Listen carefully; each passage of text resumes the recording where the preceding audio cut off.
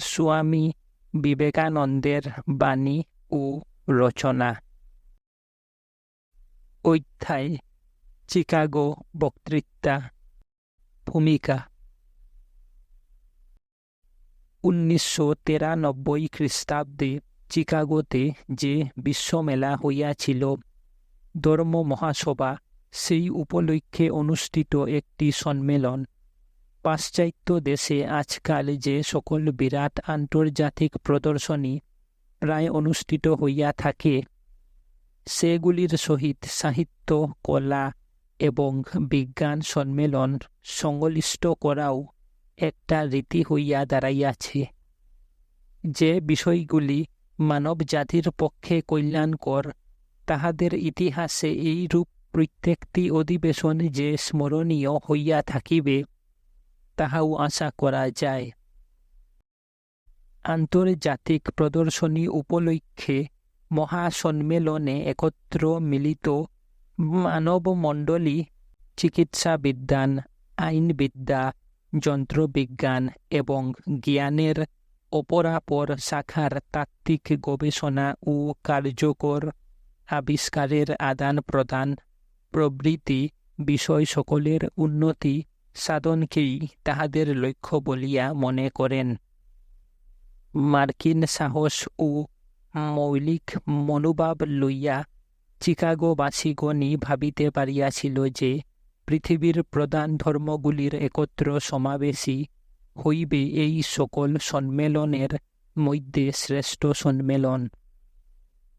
এই সকল ধর্মের প্রতিনিধিগণের প্রত্যেকে নিজ ধর্ম বিশ্বাসের পক্ষে যে সকল যুক্তি উপস্থাপিত করিবেন, আন্তরিক গভীর সহানুভূতি সহকারে তাহা শুনিতে হইবে। এই রূপ সংকল্পও করা হইয়াছিল। এই রূপ সমমর্যাদার ও সুনিয়ন্ত্রিত বাক স্বাধীনতার ক্ষেত্রে মিলিত হইয়া প্রতিনিধিগণ যে সংসদ গঠন করিবেন, তাহা হইবে একটি ধর্ম মহাসভা। ইহার ফলে বিভিন্ন জাতির ধর্মগুলির মধ্যে ভ্রাতৃভাবপূর্ণ মিলনের প্রয়োজনীয়তা জগতের মানসপটে সুস্পষ্টভাবে অঙ্কিত হইবে। প্রতিনিধি প্রেরণের জন্য যে নিমন্ত্রণ ও যথারীতি নির্বাচনের প্রয়োজন, সে বিষয়ে সম্পূর্ণ অজ্ঞ থাকিয়াই দক্ষিণ ভারতীয় অল্প কয়েকজন শিষ্য তাহাদের গুরুদেবকে বুঝাইতে তৎপর হইল যে হিন্দু ধর্মের পক্ষে বক্তৃতা দিবার জন্য এই সম্মেলনে তাহার উপস্থিত থাকা প্রয়োজন। অগাধ বিশ্বাসবশত তাহাদের মনেই হয় নাই তাহারা এমন কিছু দাবি করিতেছে যাহা মানুষের পক্ষে অসম্ভব। তাহারা ভাবিয়াছিল বিবেকানন্দ সেখানে উপস্থিত হইলেই বক্তৃতা দিবার সুযোগ পাইবেন। স্বামীজীও শিষ্যগণের মতোই জাগতিক রীতিনীতি ব্যাপারে অনভিজ্ঞ ছিলেন। যখন তিনি নিশ্চিতভাবে জানিলেন যে এই কার্যে তিনি ঈশ্বর আদেশ লাভ করিয়াছেন, তখন এ কাজে আর কোনো বাধা থাকিতে পারে, স্বামীজী কথা ভাবিলেন না। যথারীতি বিজ্ঞপ্তি ও পরিচয়পত্রাদি ব্যতিরেকেই হিন্দু ধর্মের প্রতিনিধি জগতের সমৃদ্ধি ও শক্তির সুরক্ষিত দ্বারে প্রবেশ করিতে চলিলেন। এই ঘটনা অপেক্ষা হিন্দু ধর্মের সঙ্গবদ্ধহীনতার বৈশিষ্ট্য আর অন্য কোনো উপায়ে স্পষ্টতর হইতে পারিত না। চিকাগোতে উপস্থিত হইয়া স্বামীজী অবশ্য প্রকৃত ব্যাপার বুঝিতে পারিলেন। প্রেরিত ও গৃহীত আমন্ত্রণ অনুসারে কোনো পরিচিত ও স্বীকৃত সংস্থা তাহাকে প্রেরণ করে নাই। অধিকন্তু প্রতিনিধি সংখ্যা বাড়াইবার সময়ও উত্তীর্ণ। তালিকা পূর্বেই পূর্ণ হইয়া গিয়াছে। ভারতে প্রত্যাবর্তনের পূর্বে বষ্টনে যদি কাহারও সহিত দৈবক্রমে পরিচয়ের কোনো সুযোগ ঘটিয়া যায়, এই রূপ ভাবিয়া কি গভীর নৈরাশ্য লইয়াই না তাহাকে চিকাগোর রুদ্ধ দুয়ার হইতে ফিরিতে হইয়াছিল। এইভাবে দূরদৃষ্টি বা নিজের কোনো পরিকল্পনা ছাড়াই তিনি হার্ভার্ড বিশ্ববিদ্যালয়ের অধ্যাপক রাইটের সহিত পরিচিত হইলেন। রাইট তাহার প্রতিভা উপলব্ধি করিলেন এবং মান্দ্রাজী শিষ্যগণের মতো তিনিও অনুভব করিলেন যে আগামী ধর্ম মহাসম্মেলনে জগৎকে এই ব্যক্তির বাণী শুনাইতে হইবে। পরে অধ্যাপক রাইট তাহাকে লিখিয়াছেন, আপনার নিকট পরিচয়পত্র দেখিতে চাওয়া আর সূর্যকে তাহার আলোক দানের কি অধিকার আছে? জিজ্ঞাসা করা একই কথা। এইরূপ প্রীতি ও প্রভাবী স্বামীজীকে পুনরায় চিকাগোয় পাঠাইয়াছিল এবং সেখানে স্বীকৃত প্রতিনিধির মর্যাদা ও আসন লাভের পথ উন্মুক্ত করিয়া দিয়াছিল। অধিবেশন আরম্ভ হইলে দেখা গেল তিনি বক্তৃতা মঞ্চে উপস্থিত।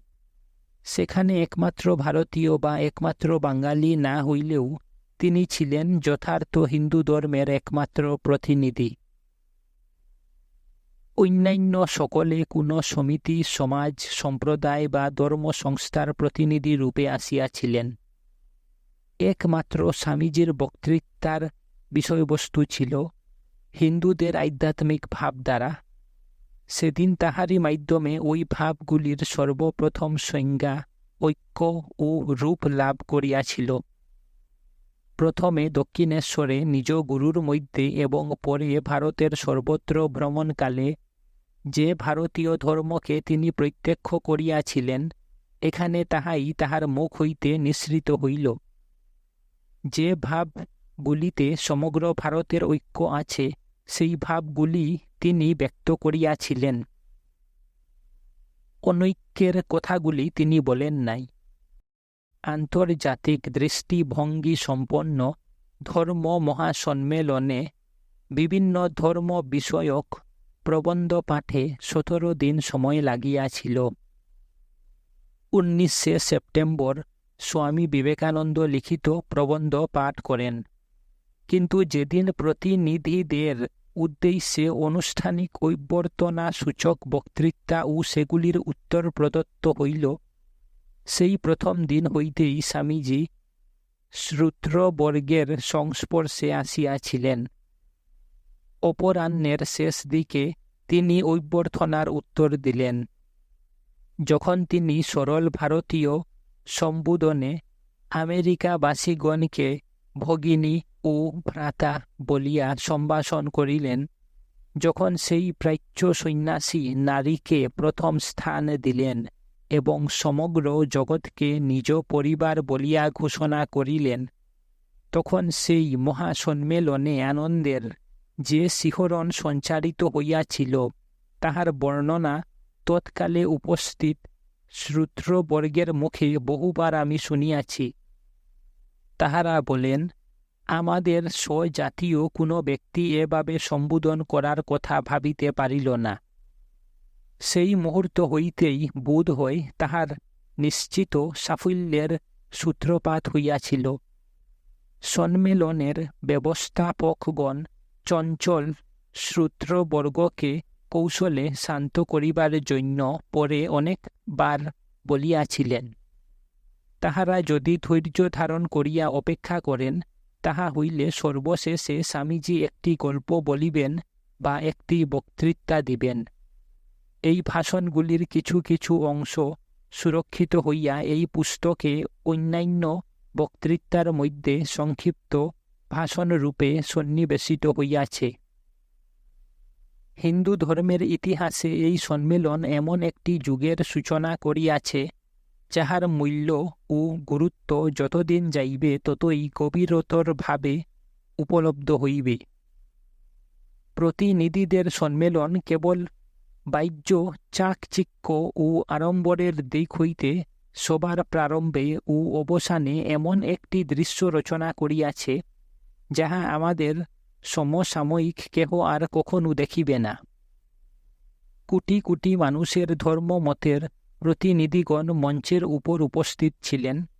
দৃশ্যটিকে যথাযথ রূপে ফুটাইবার প্রচেষ্টায় আমরা রেবা জন হেনরি বেরুস কর্তৃক প্রদত্ত কার্য বিবরণীর প্রামাণ্য ইতিহাস হইতে একটি অংশ উদ্ধৃত করিতেছি। নির্দিষ্ট সময়ের বহু পূর্বেই প্রাসাদটি প্রতিনিধি ও দর্শকে ভরিয়া উঠিল এবং বিভিন্ন স্থান হইতে আগত দেশ বিদেশের 4,000 উৎসুক শ্রোতৃবৃন্দে কলম্বাস হল পূর্ণ হইল। বেলা 10টার সময় বহু জাতির উড্ডীয়মান পতাকার নিচে বিশাল জনতার উল্লাসধ্বনির মধ্যে 12টি ধর্মের প্রতিনিধিগণ হাত ধরাধরি করিয়া বারান্দা দিয়া আগাইয়া আসিলেন। এই সময়ে মঞ্চটি ছবির মতো চিত্তাকর্ষক রূপ ধারণ করিল। কেন্দ্রস্থলে মার্কিন যুক্তরাষ্ট্রের গির্জার প্রধান যাজক কার্ডিনাল গিবন্স উজ্জ্বল রক্তবর্ণ শয্যায় সজ্জিত হইয়া উচ্ছ্বাসনে সমাসীন। কলম্বাসের এই স্মৃতি বৎসরে যথাযোগ্য বলিয়া তিনি প্রার্থনা দ্বারা সভার উদ্বোধন করিলেন। তাহার উভয় পার্শ্বে উপবিষ্ট প্রাচ্য প্রতিনিধিগণের নানা বর্ণের পোশাক উজ্জ্বল্য তাহার পোশাকের সমতুলই হইয়াছিল। এইসব ব্রাহ্ম, বৌদ্ধ ও ইসলাম ধর্মানুগামীদের মধ্যে উপবিষ্ট মনোরম উজ্জ্বল রক্তিম পরিচ্ছদ পরিহিত তাম্রব মুখমণ্ডল, শীর্ষে হরিদ্রাব বর্ণের বৃহৎ উষ্ণিসভূষিত বোম্বাইয়ের বাগ্মী সন্ন্যাসী স্বামী বিবেকানন্দের দিকেই সকলের দৃষ্টি আকৃষ্ট হইয়াছিল। তাহার পার্শ্বে পীত লোহিত ও শুভ্র পরিচ্ছদ ভূষিত ভারতের একেশ্বরবাদী সমিতি বা ব্রাহ্ম সমাজের বি নাগরকর ও সিংহলের বৌদ্ধ পণ্ডিত ধর্মপাল বসিয়াছিলেন। ধর্মপাল 4,07,50,000 বৌদ্ধের অভিনন্দন বহন করিয়া আনিয়াছিলেন। তাহার কৃশ ও ক্ষুদ্র দেহটি ছিল শুভ্র বাঁশ মণ্ডিত, কুঞ্চিত কৃষ্ণ কেশদাম ছিল স্কন্দ বিলম্বিত। সেখানে মুসলমান, পার্সি ও জৈন ধর্মযাজকগণও ছিলেন। বর্ণ বৈচিত্র্য ও গতিভঙ্গিমায় তাহারা প্রত্যেকেই ছবির মতো দেখাইতেছিলেন। তাহারা সকলেই নিজ নিজ ধর্মের ব্যাখ্যা ও সমর্থনে তৎপর হইলেন। সর্বাধিক জাঁকজমকপূর্ণ দেখাইতেছিল ইন্দ্রধনুর বিচিত্র বর্ণবিশিষ্ট রেশম নির্মিত উজ্জ্বল মূল্যবান বেশভূষিত জাপান ও চীনের খ্যাতনামা ব্যক্তিবর্গকে। তাহারা বৌদ্ধ ধর্ম, তাও ধর্ম, কনফিউসের মত ও শিন্টো ধর্মের প্রতিনিধিত্ব করিতেছিলেন। তাপসদের মতো কৃষ্ণবর্ণের বেশ পরিধান করিয়া প্রাচ্য প্রতিনিধিদের মধ্যে বসিয়াছিলেন শ্রী প্রতাপচন্দ্র মজুমদার। ভারতে একেশ্বরবাদীদের বা ব্রাহ্ম সমাজের নেতা মজুমদার মহাশয় কয়েক বছর পূর্বে এ দেশে আসিয়াছিলেন এবং স্বীয় বাগ্মিতা ও ইংরাজি ভাষার উপর অপূর্ব অধিকারের দ্বারা বিপুল সংখ্যক শ্রোতাকে পরিতৃপ্ত করিয়াছিলেন। আরও একজন উল্লেখযোগ্য ব্যক্তি একটি অদ্ভুত বক্রষষ্ঠীতে ভর করিয়া উপস্থিত ছিলেন। তিনি ছিলেন জান্তের গ্রিক ধর্মযাজক, যাহার শুভ্র শ্মশ্রু রাশি আবক্ষ বিস্তৃত, মস্তকে অদ্ভুত দর্শন শিরভূষণ, কটিদেশ হইতে একটি বৃহৎ রৌপ্য নির্মিত ক্রস বিলম্বিত। এশিয়া মাইনর হইতে আগত রক্তিমগণ্ড দীর্ঘকেশ এক গ্রিক সন্ন্যাসী তাহার পার্শ্বে বসিয়া গর্ব করিয়া বলিতেছিলেন যে তিনি কখনও শিরভূষণ ব্যবহার করেন নাই বা নিজ আহার বাসস্থানের জন্য একটি করপদক ও ব্যয় করেন নাই। আফ্রিকার মেথডিস্ট চার্চের ধর্মযাজক আর্নেট এবং আফ্রিকা দেশীয় এক যুবরাজের আবলুস কাঠের মতো কৃষ্ণবর্ণ অথচ উজ্জ্বল মুখমণ্ডল মানাইয়া গিয়াছিল সম্মিলিত মহিলাদের সুন্দর বেশভূষায়। সর্বপশ্চাতে ঘন কৃষ্ণ পটভূমি রূপে ছিল প্রটেস্ট্যান্ট প্রতিনিধি ও নিমন্ত্রিত অতিথিবর্গের কৃষ্ণ পরিচ্ছদ। ক্যালিফোর্নিয়ার উকল্যান্ডের রেবা ওয়েস্টের ধর্ম উপদেশ হইতে গৃহীত। সর্বশেষ ভাষণে স্বামী বিবেকানন্দ এই বিশ্ব ধর্ম সম্মেলনের সহিত অশোকের বৌদ্ধ সংগীতি কিংবা সম্রাট আকবরের ধর্মসভার তুলনা করিয়া ইহার ঐতিহাসিক গুরুত্ব সম্বন্ধে নিজ মত সুষ্ঠুভাবে ব্যক্ত করিয়াছিলেন। সর্বকনিষ্ঠ জাতির দুঃসাহসী এইরূপ বিশাল উচ্চাকাঙ্ক্ষা সম্মানিত কার্যসূচির পরিকল্পনা করিতে পারিয়াছিল। নাগরিকগণের শক্তি, প্রাচুর্য এবং উৎসাহই এই পরিকল্পনাকে কার্যে পরিণত করিবার পথ আবিষ্কার করিয়াছিল। ধর্মসভার গঠনতন্ত্র ইহাকে হিন্দু ধর্মের সর্বধর্ম সমন্বয়কারী ভাবগুলি প্রচার করিবার উপযুক্ত একটি অসাধারণ ক্ষেত্ররূপে গড়িয়া তুলিয়াছিল। পৃথিবীর সর্বাপেক্ষা উদ্ধৃত ও বর্জনশীল ধর্মগুলির প্রতিনিধিবর্গ সরল গণতান্ত্রিক সাম্য ও সৌজন্যের ভিত্তিতে পরস্পরের প্রতি শ্রদ্ধাবান হইয়া মিলিত হইয়াছিলেন। তাহারা আর কখনো এইরূপ বিরাটভাবে এই জাতীয় অগ্নি পরীক্ষার সম্মুখীন হইবেন বলিয়া মনে হয় না। বহুকাল ধরিয়া চিকাগো ধর্ম মহাসভার অধিবেশন ইতিহাসে একক স্থান অধিকার করিয়া থাকিবে। এই অবস্থায় এবং এই পরিবেশেই হিন্দু ধর্ম পাশ্চাত্য জগতের সম্মুখে সর্বপ্রথম নিজ মত ব্যক্ত করিয়াছিল। নিবেদিতা। অধ্যায় অভ্যর্থনার উত্তর। 1893 11 সেপ্টেম্বর চিকাগো ধর্ম মহাসভার প্রথম দিবসের অধিবেশনে সভাপতি কার্ডিনাল গিবন্স শ্রোতৃমণ্ডলীর নিকট পরিচয় করাইয়া দিলে অভ্যর্থনার উত্তরে স্বামীজি বললেন,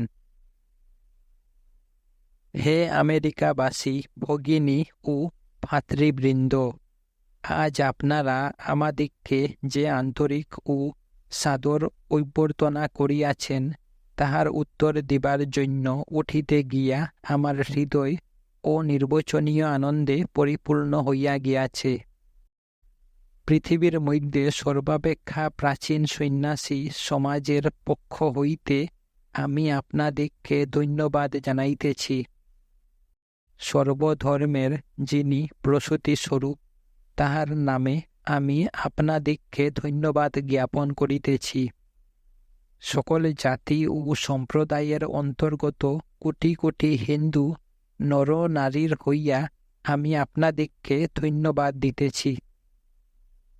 এই সভা মঞ্চে সেই কয়েকজন বক্তাকেও আমি ধন্যবাদ জানাই, যাহারা প্রাচ্যদেশীয় প্রতিনিধিদের সম্বন্ধে এরূপ মন্তব্য প্রকাশ করিলেন যে অতি দূরদেশবাসী জাতিসমূহের মধ্য হইতে যাহারা এখানে সমাগত হইয়াছেন তাহারাও বিভিন্ন দেশে পরধর্ম সহিষ্ণুতার ভাব প্রচারের গৌরব দাবী করিতে পারেন।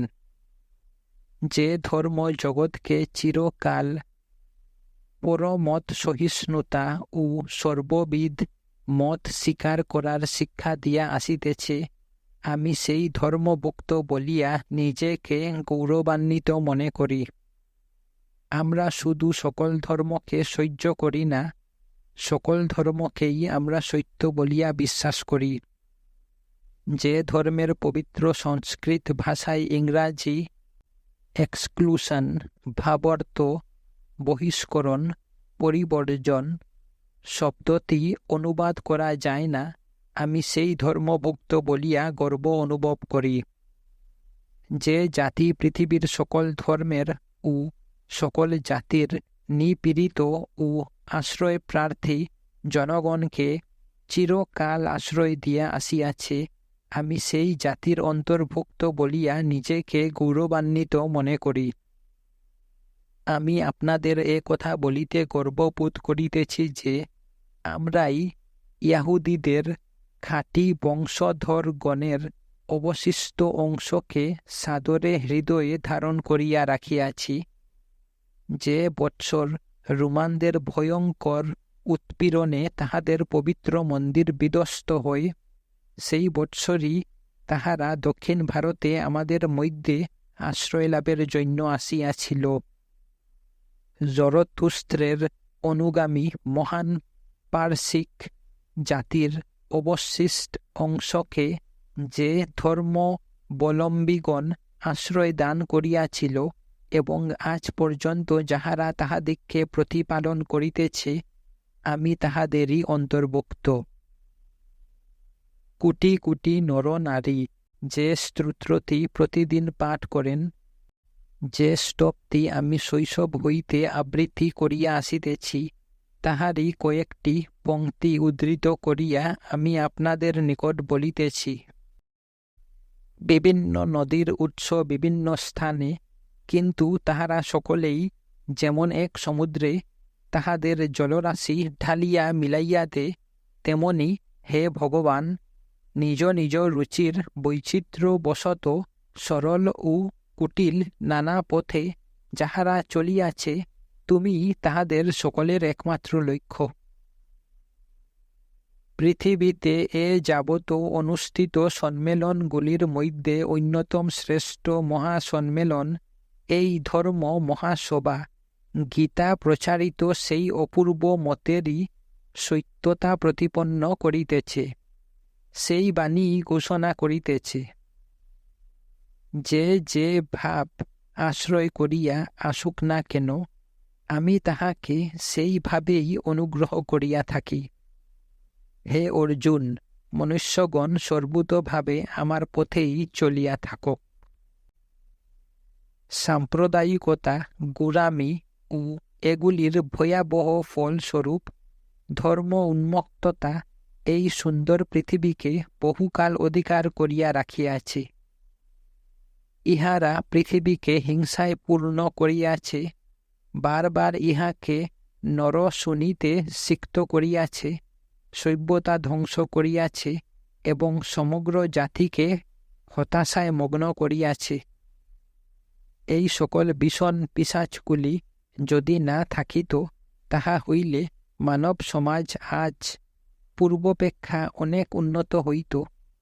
তবে ইহাদের মৃত্যুকাল উপস্থিত, এবং আমি সর্বতোভাবে আশা করি এই ধর্ম মহাসমিতির সম্মানার্থ আজ যে ঘটনাদনি নিনাদিত হইয়াছে, তাহাই সর্ববিধ ধর্ম উন্মত্ততা, তরবারি অথবা লেখনী মুখে অনুষ্ঠিত সর্বপ্রকার নির্যাতন এবং একই লক্ষ্যের দিকে অগ্রসর ব্যক্তিগণের মধ্যে সর্ববিধ অসদ্ভাবের সম্পূর্ণ অবসানের বার্তা ঘোষণা করুক। অধ্যায় ভাতৃভাব। 15 সেপ্টেম্বর শুক্রবার অপরাহ্নে ধর্ম মহাসমিতির পঞ্চম দিবসের অধিবেশনে ভিন্ন ভিন্ন ধর্মাবলম্বীগণ স্ব স্ব ধর্মের প্রাধান্য প্রতিপাদনের জন্য বাক বিতণ্ডায় নিযুক্ত হন। অবশেষে স্বামী বিবেকানন্দ এই গল্পটি বলিয়া সকলের মুখ বন্ধ করিয়া দেন। আমি আপনাদিগকে একটি ছোট গল্প বলিব। এইমাত্র যে সুবক্তা ভাষণ শেষ করিলেন, তাহার কথা আপনারা সকলেই শুনিয়াছেন। এসো আমরা পরস্পরের নিন্দাবাদ হইতে বিরত হই। মানুষে মানুষে সর্বদা এতটা মতভেদ থাকিবে ভাবিয়া বক্তা মহাশয় বড়ই দুঃখিত। তবে আমি আপনাদের একটি গল্প বলি, হয়তো তাহাতেই বুঝা যাইবে এই মতভেদের কারণ কি। একটি ব্যাঙ একটি কুয়ার মধ্যে বাস করিত। সে বহুকাল সেইখানেই আছে, যদিও সেই কুয়াতেই তাহার জন্ম এবং সেইখানেই সে বড় হইয়া উঠিয়াছে। তথাপি ব্যাঙটি আকারে অতিশয় ক্ষুদ্রই ছিল। অবশ্য তখন বর্তমান কালের ক্রমবিকাশবাদীরা কেহ ছিলেন না, তাই বলা যায় না। অন্ধকার কূপে চিরকাল বাস করায় ব্যাঙটি দৃষ্টিশক্তি হারাইয়াছিল কিনা। আমরা কিন্তু গল্পের সুবিধার জন্য ধরিয়া লইব তাহার চুপ ছিল, আর সে প্রতিদিন এরূপ উৎসাহে কুয়ার জল কীট ও জীবাণু হইতে মুক্ত রাখিত যে সেরূপ উৎসাহ আধুনিক কীটাণুতত্ত্ববিদগণেরও শ্লাঘর বিষয়। এই রূপে ক্রমে ক্রমে সে দেহে কিছু স্থূল ও মসৃণ হইয়া উঠিল। একদিন ঘটনাক্রমে সমুদ্র তীরের একটি ব্যাঙ আসিয়া সেই কূপে পতিত হইল। কূপমণ্ডূক জিজ্ঞাসা করিল, কোথা থেকে আসা হচ্ছে? সমুদ্র থেকে আসছি। সমুদ্র? সে কত বড়? তা কি আমার এই কুয়োর মতো বড়? এই বলিয়া কূপমণ্ডূক কূপের এক প্রান্ত হইতে আরও এক প্রান্তে লাফ দিল। তাহাতে সাগরের ব্যাঙ বলিল, ওহে ভাই, তুই এই ক্ষুদ্র কূপের সঙ্গে সমুদ্রের তুলনা করবে কি করে? ইহা শুনিয়া কূপমণ্ডূক আরও একবার লাফ দিয়া জিজ্ঞাসা করিল, তোমার সমুদ্র কি এত বড়? সমুদ্রের সঙ্গে কুয়ার তুলনা করে তুমি কি মূর্খের মতো প্রলাপ বকছ? ইহাতে কূপমণ্ডূক বলিল, আমার কুয়োর মতো বড় কিছুই হতে পারে না। পৃথিবীতে এর চেয়ে বড় আর কিছুই থাকতে পারে না। এ নিশ্চয়ই মিথ্যাবাদী। এতএব একে তাড়িয়ে দাও। হে ভাতৃগণ, এই রূপ সংকীর্ণ ভাবই আমাদের মতভেদের কারণ। আমি একজন হিন্দু, আমি আমার নিজের ক্ষুদ্র কূপে বসিয়া আছি এবং সেটিকেই সমগ্র জগৎ বলিয়া মনে করিতেছি। খ্রিস্ট ধর্মাবলম্বী তাহার নিজের ক্ষুদ্র কূপে বসিয়া আছেন এবং সেটিকেই সমগ্র জগৎ মনে করিতেছিলেন। মুসলমানও নিজের ক্ষুদ্র কূপে বসিয়া আছেন এবং সেটিকেই সমগ্র জগৎ মনে করিতেছেন। হে আমেরিকাবাসীগণ, আপনারা যে আমাদের এই ক্ষুদ্র জগৎগুলির বেড়া ভাঙ্গিবার জন্য বিশেষ যত্নশীল হইয়াছেন, সে জন্য আপনাদের ধন্যবাদ দিতে হইবে। আশা করি ভবিষ্যতে ঈশ্বর আপনাদের এই মহৎ উদ্দেশ্য সম্পাদনে সহায়তা করিবেন।